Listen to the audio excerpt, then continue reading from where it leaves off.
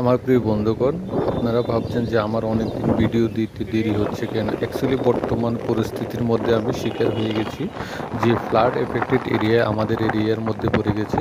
এখানে সেই সমস্ত কিছু গরু, হাঁস, মোরগ যা প্রাণী আছে তাদেরকে একটা প্রতিকূল একটা ভালো জায়গায় নিয়ে যাওয়ার জন্য আমরা সচেষ্ট ছিলাম। এখন ওই সময় আমরা ভিডিও বানানোটা আমাদের কাছে খুব এজেন্সিয়াল ছিল না, কারণ ওদের প্রাণ বাঁচানোটা ছিল এজেন্সিয়াল। আপনারা দেখতেই পাচ্ছেন ছবির মধ্যে যে কীরকমভাবে ভয়াবহ নর্থ ইস্ট ত্রিপুরায় যে রুদ্রসাগরের পাড়ে যে ভয়াবহ রূপটাকে আপনাদের সামনে তুলে ধরেছি। বিশেষ করে এখানে ডেঞ্জার জোরের উপরে চলে গিয়েছিল। আপনি দেখছেন যে এটা একদম মেইন রোড, যে সড়কের মধ্যে পাশে দেখুন একটা ছাগল এখানে আছে। ওর দিকে আপনি একটু লক্ষ্য করুন, জলে পরিপূর্ণ। আর রুদ্রসাগরের দেখুন নির্মহল, আর বিশেষ করে পাড়গুলি ভেঙে যাচ্ছিল।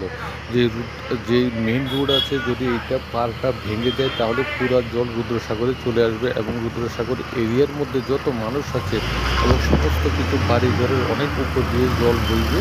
তাই এখানে আমরা খুব সচেতন ছিলাম এবং সবাইকে সজাগ করতে গিয়ে ভিডিও বানাতে পারিনি। তো পুরো ভিডিও দেখতে থাকুন যে আসলে কীরকম পরিস্থিতি আমরা শিকার হয়েছিলাম।